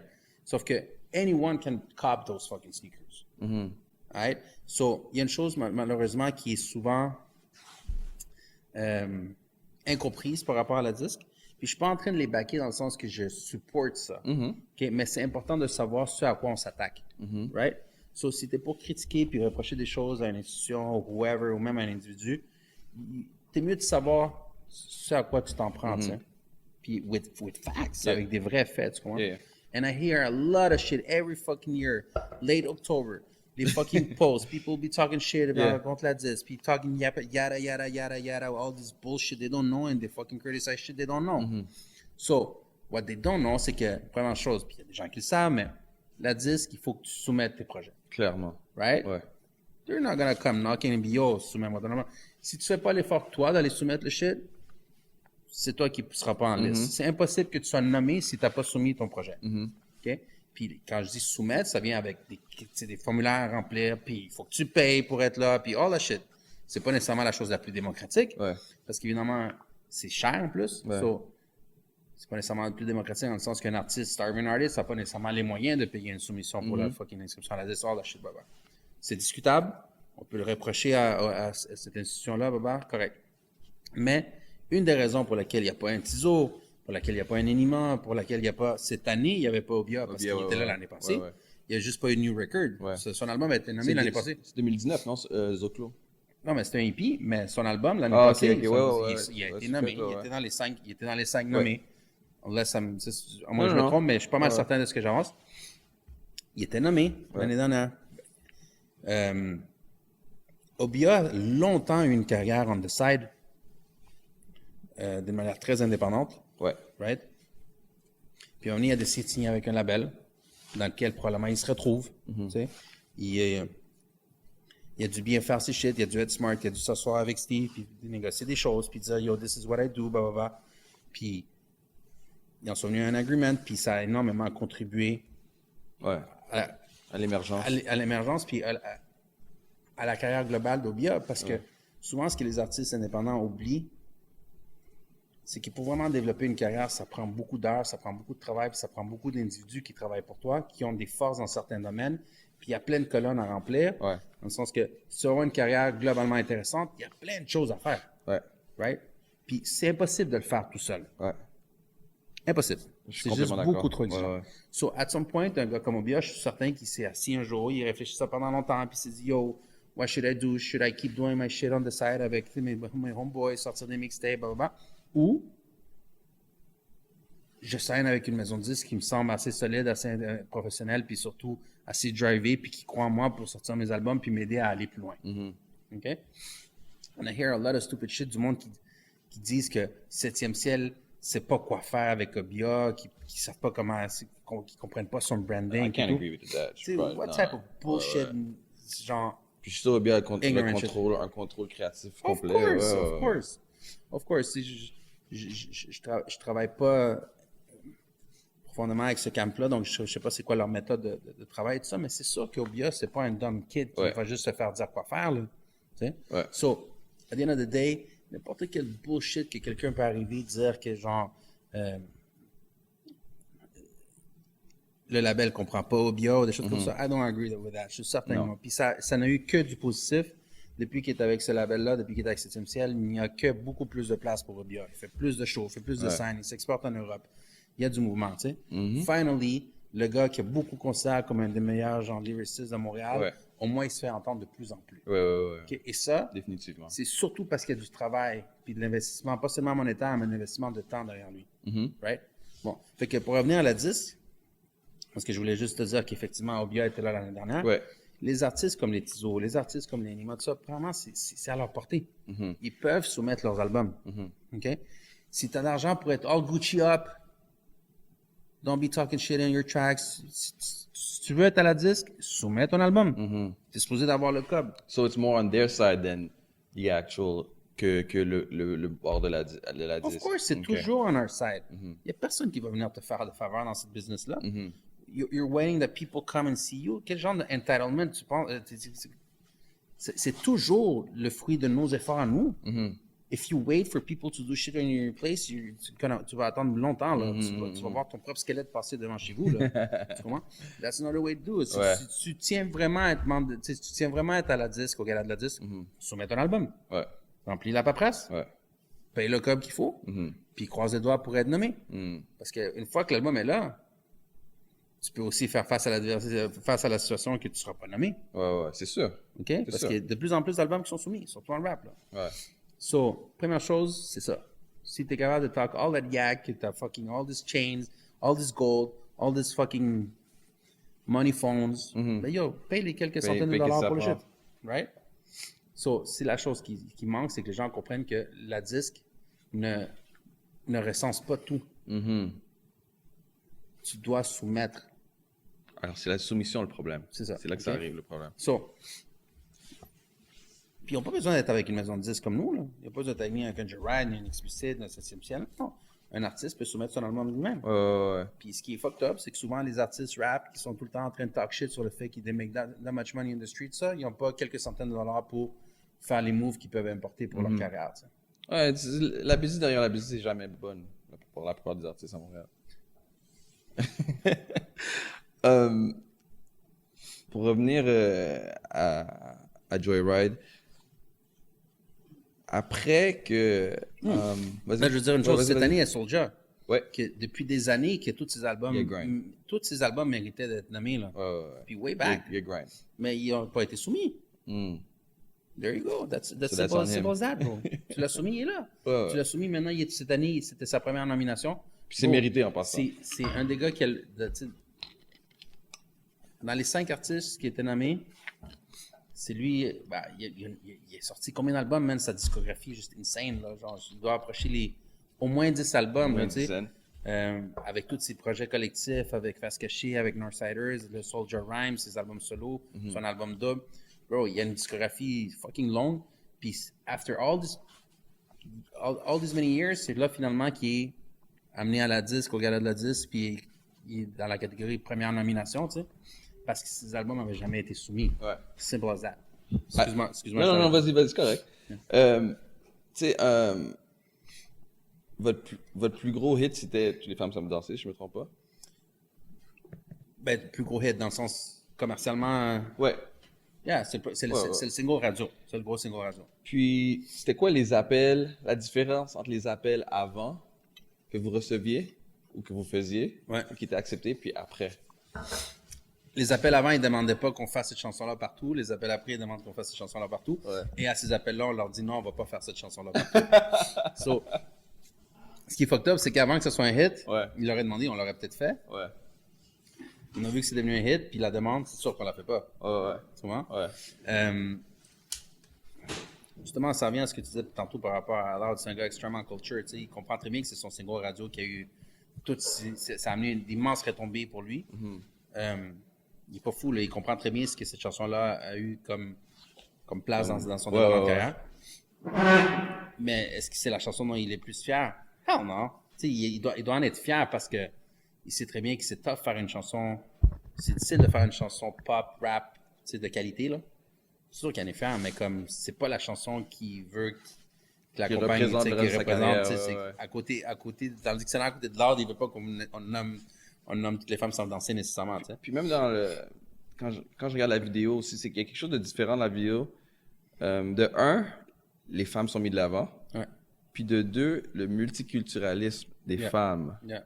Ça, c'est une grosse plainte de plusieurs gens de couleur ou de noir que il y a pas de multiculturalisme dans les femmes. Puis ça, c'est des artistes noirs aussi des fois. C'était quoi la décision derrière ça? Tu vois, aussi fucked up que ça peut paraître, ça n'a pas été calculé. Puis je pense que c'est là que ça demande ce qui est plus nice de ça, c'est Ouais. que ça n'a pas été calculé, justement. Ok. Tu vois? On n'a jamais dit, yo, il faut amener des filles de toutes les couleurs. Non. Je pense que c'est juste arrivé, puis pour nous, c'est juste normal. Ouais. Tu vois? Puis dans toute cette normalité-là, on n'a jamais poussé pour que ça soit ça, comme on n'a pas décidé de ne pas le faire comme ça. Tu sais? Ouais. C'est ça, Montréal. Nous, on a fait appel à des filles, des professionnels de la danse. Ok, c'était toutes des danseuses professionnelles? Ouais, c'est Ok. des filles qui font, tu sais, professionnelles Déjà dans le là, sens il y a que, tu sais, beaucoup de multiculturalisme là-dedans. c'est ça, c'est pas nécessairement, je sais pas si toutes ces filles-là ont des carrières qui gagnent leur vie, Ouais. mais c'est toutes des filles qui viennent de studios professionnels puis tout. Ouais. Nous, la première chose qu'on a fait, c'est qu'on a dit, on va trouver la chorégraphe, la fille qui va, tu sais, run the show au niveau danse. Ouais. Puis ensuite, elle, on lui a demandé, yo, bring in people. Puis, tu sais, Girls. puis tu sais, on a aim pour une lead, là, qui finalement, c'est pas elle qui s'est avérée être celle qui a fait le lead à la dernière minute parce qu'elle était juste trop petite. Fait que pour la caméra, c'était un problème. C'était un problème, tu sais. Ouais. Fait qu'on a fait fuck notre lead, ça, parce qu'on l'avait seulement vu en photo, tout ça. Puis, quand on est arrivé sur place, elle était surprenamment plus petite qu'on pensait. Ouais. Puis comme c'était la plus petite du lot, quand t'as une lead toute petite, pour la suivre à la caméra, on aurait coupé la tête de toutes les autres, tu sais. Il y a des filles beaucoup Elle était plus dans la vidéo? Elle était quand même dans la vidéo? ouais. C'est laquelle? Une des filles. Yeah, je veux pas commencer à la décrire. Ouais. Mais yo, en gros, c'est ça. Fait qu'il a fallu changer. Puis, yeah, man, I mean, tout le processus de vidéoclip du premier album, on a essayé, ben toujours, je veux dire, William Fradette qui fait tout ce qui est visuel, toute la direction artistique de l'art, Ouais. il sort toujours de la boîte, tu sais. Il va tout le temps chercher dans des idées. Puis un peu le fil conducteur des vidéoclips du premier album de l'année record, c'était ça, c'était des plans séquences, tu sais. Ok. Puis ça a été fucking hard parce que faire un plan de séquence avec 25 filles qui dansent autour de toi, qui font des pirouettes et tout, puis un steadicam, puis l'endroit est quand même... une séquence, Puis l'espace est plus petit que restreint. ça a l'air, tu sais. C'était où en passant? C'était à l'Auberge Saint-Gabriel. Ah, ok. Ouais, comment ça s'appelle? Je cherchais pour voir c'était où, puis je ne voyais pas dans ma tête, ouais. Ouais, fait que, yo, ça a été, on l'a peut-être fait 20 fois. Tu sais, c'est really, really hard. Mais, Shout out to the girls. yo, they did good. Yeah. C'est vrai, maintenant que tu t'en parles, effectivement, il y a absolument de all ethnicities. Yeah. C'est la première chose que j'ai remarqué. Puis, comme, même en restant sur le sujet, puis encore, ça revient à responsabiliser. Tu sais, comme, dans notre culture, on fait beaucoup de misogynisme, quoi que ce soit. Est-ce que quand t'as filmé ça, est-ce que t'as senti la responsabilité de, comme, t'assurer que les filles sont pas juste des video girls, mais plus en avant-plan, qu'ils étaient en contrôle de la caméra et tout, parce que il y avait rien de comme, tu sais, c'était pas comme Big Pimpin', là, tu vois. Ah ouais. Mais c'était comme, it was still really sexy. Mais tu sais, je pense que d'abord et avant tout, la chanson, pour quelqu'un qui comprend pas les layers puis les... Donne-moi 2 secondes, juste plugger Ouais, avant que je dépense. Tu sais, je pense que quelqu'un qui comprend pas je peux pas dire la profondeur parce que c'est pas, obviously, c'est pas le track le plus profond, là, mais il y a un second degré là-dedans qui est très important pour comprendre cette chanson-là. Si quelqu'un ne le comprend pas, il peut penser carrément que la chanson traite les femmes Ouais. tu sais, Mais c'est ça le hip-hop aussi, comme là. des Toujours objets, second degré. comme des objets, comme si c'était juste any girl. Tu sais, Ouais. Eh bien, obviously, c'est pas ça. Tu sais. Fait qu'il y avait ce danger-là dès le début, puis on l'a entendu à gauche, à droite. J'ai entendu quelques commentaires sur le fait que la chanson a été perçue avec cet angle-là. Pour le vidéoclip, je pense que Simon, Loud puis William ont vraiment voulu justement empower la femme à travers ce vidéo-là, en donnant le lead, la fille qui récite les paroles, donner justement de l'empowerment aux femmes, puis de pas avoir de présence masculine là-dedans, puis que ce soit vraiment un moment de mise en beauté, puis je parle pas de beauté physique, mais de mise en beauté de la femme. Tu sais. Est-ce que c'était déjà un hit quand vous l'avez filmé? Non, tu vois, la vidéo a été filmée en février 2018. On l'a mis en ligne le 1er avril 2018 parce que c'était son passage à Tout le monde en parle. Ok. Puis la chanson venait d'être soumise aux radios comme 10 jours plus tôt. Puis après, tout le monde en parle. Ce qui est une anecdote par rapport à toutes les femmes qui savent danser, c'est que la première fois qu'on l'a soumis à C'est quoi, en fait, la première fois qu'elle a joué à C'est quoi, c'est PY qui avait une émission à C'est quoi, puis il l'avait joué sur son show. Ouais. Puis notre équipe de promotion radio a contacté C'est quoi, puis nous a envoyé un email disant que elle avait mal passé, puis que elle rentrerait pas en rotation. Comme qu'il y avait des plaintes? Ben, genre qu'il n'y avait pas une réaction positive, right? Ok. Puis que c'était trop rap, puis que le crowd de C'est quoi aurait peur, puis vraiment. Fait qu'on avait reçu un email vraiment comme... C'est vraiment fucked up, c'est really fucked up, comme this shit is too rap. Ouais. Si ça c'est trop rap, on est fucked là. Tu sais, comme there is no rap in... Il n'y a pas de chance, là. Il n'y a pas de chance, là. T'es comme, what the fuck, technicien? Mon équipe de promotion radio m'avait appelé, puis m'avait montré les emails, puis j'étais estomaqué. I was actually pissed. Ouais. Puis je leur avais dit, il a fallu que je donne un pep talk. Je dis comme, yo, first of all, on peut pas, we can't take no for an answer right now. Comme, you motherfuckers, you better do your fucking job. Puis genre, vous devez aller au bat, puis premièrement leur faire comprendre que this is hip-hop. Il y a personne qui se le cache dans notre team, là, qu'on sait que la chanson, elle est extrêmement pop, là. Ouais. Tu sais, c'est pas bars, là, tu sais.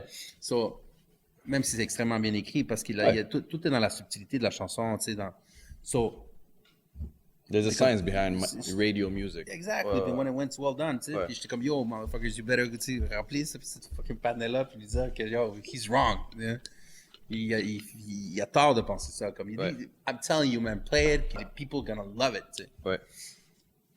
Puis là, on est allé à Tout le monde en parle, la vidéo est sortie, la vidéo a fucking peak, ça s'est bien répandu sur les réseaux sociaux.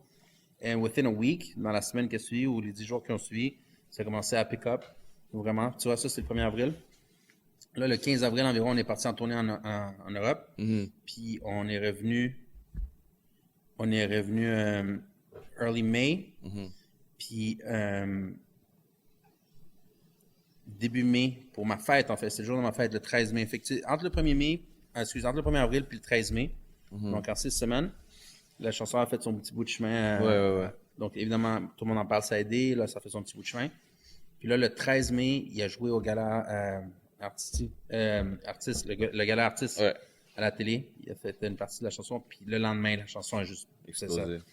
Puis je pense que la dernière semaine de mai, on a appris qu'elle était numéro 1. Fait qu'elle est passée mi-mars de « Oh yo, this shit is too rap. It's not gonna play. » Ouais. C'est une histoire, ça. À mi-mai, 2 mois plus tard, elle est number 1. Ouais. Puis, justement, comme le numéro d'ouverture à la disque, apprendre que ça serait un numéro rap, c'était quoi le feeling derrière ça? C'est comme, oublie le côté business, parce que c'est sûr que c'est parfait pour vous à la fin.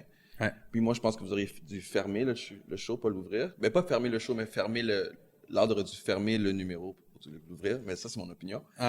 Mais c'est quoi que ça t'a fait comme, en tant qu'un gars ça fait toute ta vie, t'as fait du hip-hop, t'as été faire partie du hip-hop, t'as dédié ta vie à ça, puis là, tu vois que ton artiste ouvre au Gala de la disque au Québec. Ce que je vais répondre, c'est probablement la chose la moins intelligente que je vais avoir répondu dans ma vie. Mais je me dois le dire parce que cette réponse est strictement émotive. Be real. Elle est strictement émotive. Il y a un côté de moi, c'est le genre de truc qui me déchire énormément. Okay? Il y a un côté de moi qui, lorsque je rationalise ce genre de truc-là,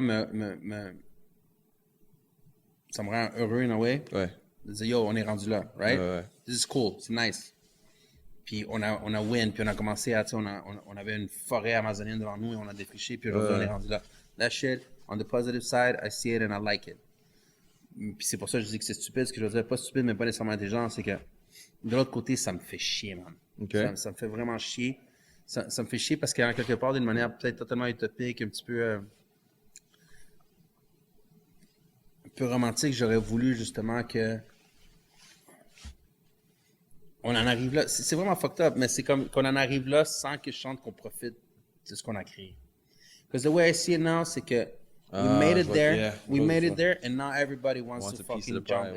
Everybody wants a piece of a pie. Là, tout le monde veut signer du hip-hop. Là, tout le monde veut hop sur le wagon. Tout le monde est nice avec le rap. OK, c'est comme, on va nous mettre dans leur gala, on va nous donner du exposure, all that shit. But you did nothing. We got here by Vraiment, ourselves. tu sais, oui, c'est ça, vous avez rien fait pour ça et maintenant, vous allez capitaliser là-dessus. Right? So, c'est stupide de penser comme ça. Tu penses? I mean, je pense que c'est stupide de penser comme ça. Ou de parce le que, dire ben, non. ouvertement. C'est Yo, deux I choses différentes. always say what I think. Ouais. Je sais, comme, je dis rarement, pour vrai, je dis rarement ce que je pense, mais je pense toujours ce que je dis, Ouais. right? Puis comme dans un contexte comme ça, obviously, je suis assis en face de toi pour C'est la magie du podcast. On est express gens ideas, sous- right? Ouais. Mais comme, I really think que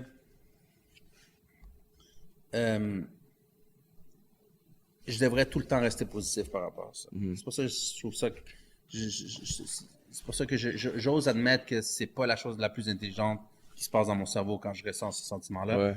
C'est comme I know that I should see it like on the positive side always. Je sais que c'est bon ce qu'on a réussi, puis tant mieux qu'ils nous ouvrent les portes. Maintenant, c'est à nous de garder les rênes de telle manière à ce qu'on ne mange pas à notre assiette d'une manière abusive. Ouais. De qu'on ne vienne pas nous obliger à ce que le game ne se prostitue pas. Que c'est à nous de garder le contrôle maintenant. So now they're playing in our playground. C'est nous encore le chiffre de Don't let the playground. vultures in. Okay? Exact. Ouais. Okay? So I know it's possible, right? Mais comme je dis, d'une manière un petit peu quasiment, c'est comme il y a une certaine nostalgie bizarre qui s'installe quand je vois des choses comme ça. Je me dis, fuck vous, genre. Comme, Ouais. what did you do? Tu comprends? Ouais. On a cogné à votre porte pendant des années. You didn't want to fucking let us in. Maintenant qu'on a picked the door we're in, now you're fucking talking shit like that. Yeah. And doing... So, merci. Good. C'est bon que le corporate music culture du Québec Mainstream. s'ouvre, tu sais, le Ouais, mainstream ouais. shit sous les oreilles puis tout, puis C'est un qu'ils Québec comprennent ça. narcissique. Tu sais, puis que ils nous l'aident surtout quand c'est très apprécié parce que quand les gens qui sont en charge du gala qui ont fait un très beau boulot cette année d'ailleurs, c'est j'ai trouvé que c'était un des très beaux galas de la disque tant au niveau animation parce que lui José he's great, mais au niveau aussi de tous les tableaux musicaux. Puis cette année d'avoir convaincu Radio-Canada qui tu sais c'est le diffuseur, Ouais. right? Parce que c'est une coprod, en tout cas c'est entre le gala de la disque et Radio-Canada, mais il faut quand même convaincre Radio-Canada de yo votre show annuel qui attire toutes ces codes d'écoute-là, un show si important. Canada, pas seulement Québec. Cette année, ça va être des rappers qui vont ouvrir. So, the first thing que la petite madame à Saint-Hénin quand elle va allumer sa télé, c'est qu'elle va voir c'est un rapper. D'avoir convaincu ces gens-là, pour moi, c'est great. C'est-à-dire Ouais. qu'il y a eu une ouverture d'esprit puis il y a eu un mouvement en avant. Great. Puis les gens qui ont put up le gala de la disque année ont fait une superbe job. Je les salue, je leur remercie d'avoir pensé à nous. Puis je parle pas juste lors des nous, mais genre le hip-hop as a thing, right? Ouais. Puis d'avoir pensé cette année, le rap est rendu là, puis deserve the spot. Je trouve ça, c'est tout à leur honneur, Ouais. right? Je trouve ça vraiment bien que justement le rap ait été mis de l'avant, puis ça a été fait avec un souci du respect de ce qu'on voulait. Je Ouais. m'explique. Quand j'ai reçu le coup de fil pour nous proposer que l'ordre soit l'ouverture du numéro d'ouverture, il y a eu un dialogue qui s'est installé entre je sais pas pour les autres, mais en tout cas, dans mon cas, que vraiment je représente l'ordre, le dialogue s'est installé sur notre vision de ce que devait être ce show d'ouverture-là. Premièrement, il y a une chose qui nous pue au nez énormément en rap, ce qui est pas... Le propre de la chanson, c'est qu'elle peut se mélanger avec d'autres chansons. Tu sais, les espèces de pot-pourri, les medley qu'ils font, là. Ouais. En chanson, ça se fait très bien de Alors, passer vous d'une autres, chanson faire à ça, l'autre et ouais. tout. En rap, it doesn't Ouais. make sense, right? Pour plein de raisons. Ouais. So, déjà, les medley en rap makes no sense. Fait que, tu sais, on a dit, yo, moi, j'ai dit from the get-go, c'est cool. Je comprends que vous avez plusieurs artistes dans l'arène du rap que vous voulez showcase au départ. Mais first thing, oubliez votre fucking medley.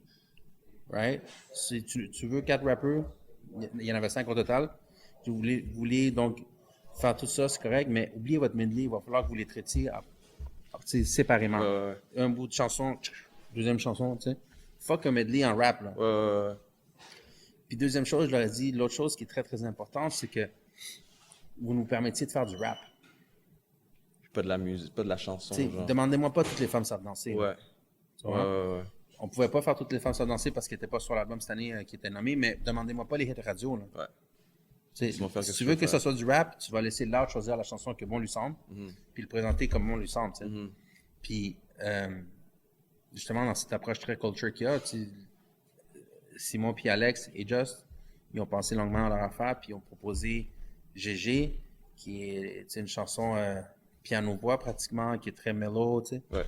Puis c'est pas un de ses hits. Mhm. Tu sais, pour du TV time de cette ampleur-là, où c'est prime time TV, dans le plus gros gala pratiquement de l'année, ce que ça prenait, c'était ça, tu sais, c'est comme ça prend des hits habituellement. Mais les gens qui sont derrière la mise en scène, puis toute la réalisation, ils ont entendu ce qu'on avait à dire, Ouais. puis ils ont accepté qu'on le fasse à notre manière. Puis ça, pour nous, c'est notre chapeau, ça c'est une des choses que j'ai trouvé très positive. Puis mes propos tout à l'heure, ça s'adressait pas à ces gens-là nécessairement, c'est à l'industrie as a thing, right? Mais aussi, pas pour te couper la parole, mais des fois, on oublie que les gens qui s'en viennent en charge, c'est plus ceux qui étaient en charge avant. Like just like us, other people grow in hip-hop also, and that helps. Je suis d'accord avec toi, sauf que, yo, money changes people. Tu comprends? So, il y a beaucoup, je vois du monde vieillir puis dire depuis 10 ans, yo, les têtes blanches, les têtes blanches, les têtes blanches. Then they get to this position where ils sont bourgeois, tout ce qui est, puis ils commencent à, ils pensent différemment, ils pensent en termes de ROI, puis de return on investment, puis c'est all the bullshit. So, j'espère que, tu sais, un renouvellement de la base professionnelle dans l'industrie va permettre justement à des musiques comme le rap de s'épanouir davantage. Puis qu'un jour, les stations de radio vont jouer du rap. Puis qu'on ne soit pas obligé de leur soumettre des chansons plus pop, tu sais. Comme là, on a marqué un de nos gros coups de l'année. Là, une des choses dont on est vraiment fiers, c'est qu'on a réussi à rentrer à la radio puis top 15 là, avec Fallait y aller, tu sais. Qui est une chanson qui est radio-friendly, mais elle est rap. Ouais. Contrairement à Toutes les femmes sont dansées. Ouais, beaucoup plus. Tu sais, ça kick, il y a du spit. C'est pas le gros refrain chanté. Tu sais, c'est comme. Il y a quelque chose là-dedans que nous, on sentait à ce moment-là avec le buzz que Lord avait, c'est on s'est dit, let's try it. Je pense que parce que c'est Loud, ils vont être plus lenient à rentrer ça que si c'était quelqu'un de moins connu, évidemment. Mais c'est nous, on joue nos cartes, tu sais, puis on dit, yo, if we actually make it to top 20 avec une chanson rap, we're gonna be super proud, tu sais. On a réussi, tu sais. Maintenant, ils savent que ça peut fonctionner, du rap, du vrai rap, tu sais. Puis, je pense que ça change lentement, mais c'est pour ça, tu sais, je suis ambivalent, un peu comme je te disais tantôt. Puis je sais que c'est stupide de penser comme ça. Je suis pas capable de get rid of that feeling que je sens que des fois, ils viennent manger dans le tasse. Je pense que c'est ça qui fait un bon manager aussi. Pas que t'es pas juste content de qu'est-ce qui vient, mais tu te dis comme, c'est ça mon but, c'est ça qui est bon pour moi, pour ma culture, pour mon artiste. Alors c'est ça que je veux aussi.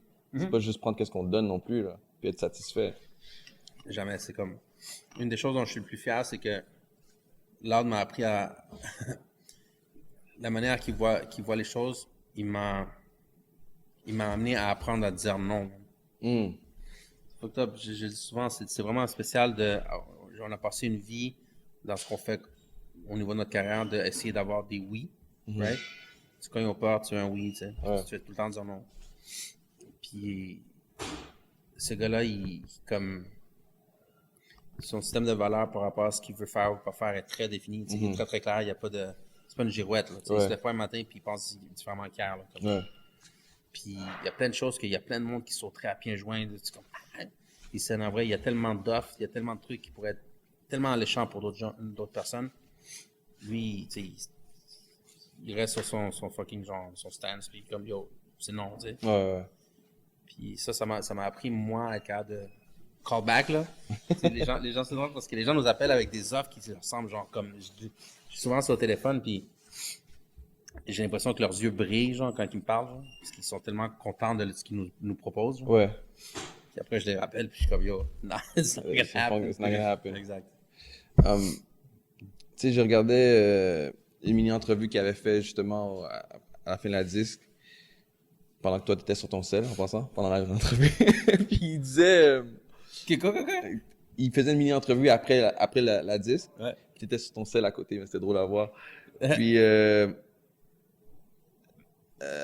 il disait, il a dit, ben, pas pour le quote exactement, puis il dirait, on aura vraiment notre place, notre juste valeur, ce sera pas seulement que du rap safe non plus.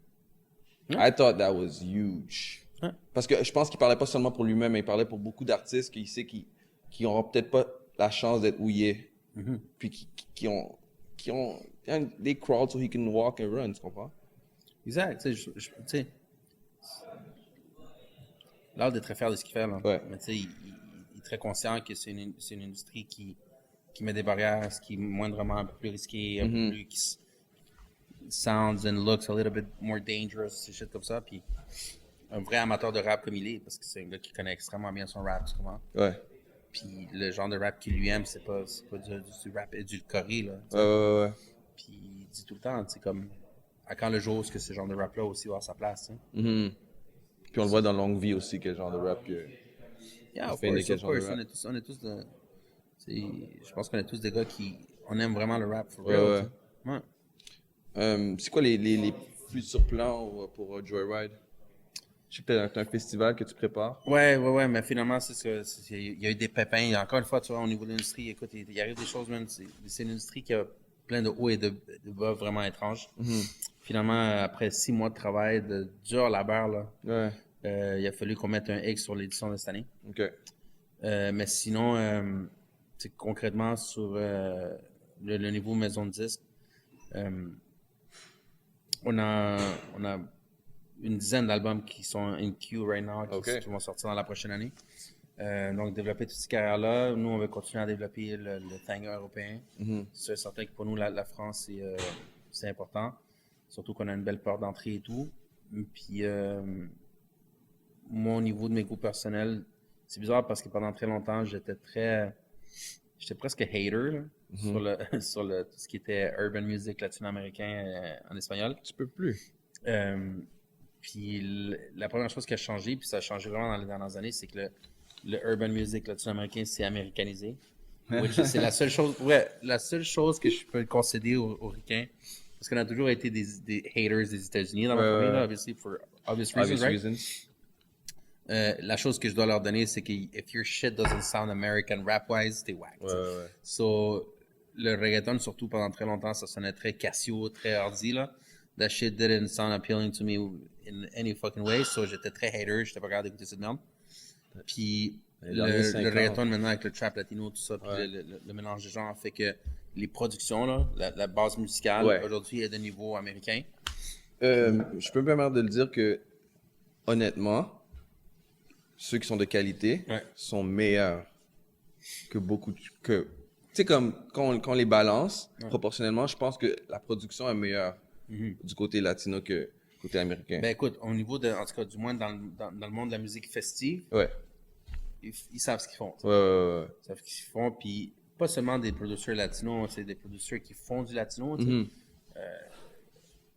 sais, pense à Snake, là, DJ Snake, c'est un français, ouais. Ce que, je sais pas, ce que les gars de Banks and Ranks font, bro. C'est Banks and Ranks, c'est un Québécois puis un Guadeloupéen, bro. C'est comme, c'est, encore une fois, je reviens à eux parce que c'est hands down dans nos meilleurs beat producers, obviously à Montréal, au Québec, au Canada. Avec la longévité, probably the best. Ils sont au niveau de n'importe qui d'autre, tu sais. Donc, c'est pas des latinos. Fucking Diplo, puis tout ça, c'est comme... Donc, c'est pas seulement des producers latinos qui font de la musique latine, mais le monde de la musique latine, maintenant, aujourd'hui, a pris tellement de place mondialement que c'est une industrie à part entière, tu sais. Puis, c'est la première chose qui a changé. Puis, quand moi, j'ai commencé finalement à enjoy les bases musicales, donc les beats et tout ça, puis que la qualité s'est vraiment améliorée, je me suis surpris à aimer ça. Puis, for real, pendant des années, j'allais au Chili, puis on sortait en discothèque, puis j'étais un hater, bro. J'étais comme, how can you fucking dance on these fucking case or shit? J'aimais pas ça. Puis, il y a comme 2 ans, on est allé en discothèque, j'étais au Chili, puis ma petite sœur, j'ai une petite sœur là-bas. Elle était tout le temps en train de dire, t'es tout le temps en train de hate sur notre musique. En tout cas, she was right. Puis, il y a 2 ans, c'était 2 ans, en tout cas. Dans les 4-5 dernières années, là, sûrement. Puis là, ça, puis je suis comme, you know what, man, je peux pas hate celle-là, puis là, what? Là, j'en arrivais dans le whip, je mettais le shit tout fort, puis t'es comme, tu commences à aimer la... Pour ceux qui hate encore, date a Latin girl, you'll love it, trust me. Shit, no. Mais, tu sais, je vais pas te garder trop longtemps non plus, ça fait un petit bout de là, puis j'apprécie vraiment, man. D'ailleurs, j'ai un date, là. Tantôt, j'ai un fucking clock immense, là, il est fucking huge. Puis tantôt, je suis comme, c'est la voix de la région que j'entends déjà, qui doit être en train de me... Bro, j'ai dit, je vais finir comme vers 8h15. Fait que là, depuis 20, je suis comme, that girl's waiting right Laisse-moi dire que moi, je suis supposé être à une autre, on m'avait invité à une émission à CJAD, whatever. OK. Oh, you fucking J'ai skipped dit, it, right? j'ai dit creatively, I can't just stop in the middle of this shit. Fuck that. Shit, She's gonna hate me, but anyway. Tu sais, encore une fois, comme, what you guys are doing c'est un huge deal. Comme, personne peut le Thanks, nier. man. Thanks. J'ai des discussions à longueur de journée à propos de ça, puis je vais toujours le défendre parce qu'il y a personne d'autre qui est arrivé à ce niveau-là, puis encore une fois, je vais pas dire que je t'ai étudié, mais les dernières semaines, j'ai beaucoup écouté qu'est-ce que t'as à dire, puis... En plus, nous, on a une bonne amie en commun, right? Ouais, bien sûr, bien sûr. Shout out à elle. Puis, comme it's real. C'est pas ce que le monde se plaint que c'est toujours les autres qui ont. Tu sais, you're one of us. Puis you're at the top of this shit. Puis at the top of the company that's doing it. So félicitations. Merci, man. Merci.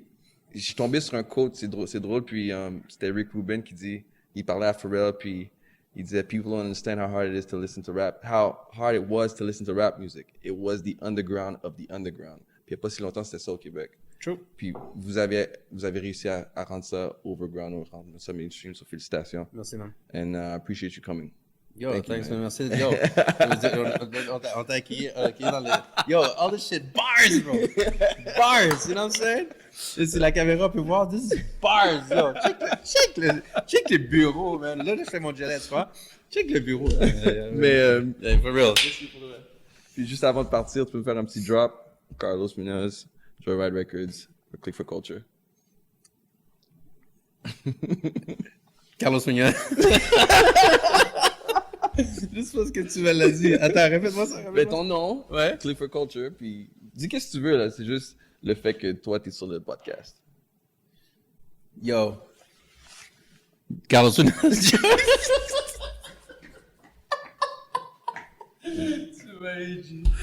Yo, that's my drop, bro. I just want to show this has been going on all day. Yo, ce qu'il fallait de la coca, j'ai. Je te jure. Le texte, j'apprécie. Thanks.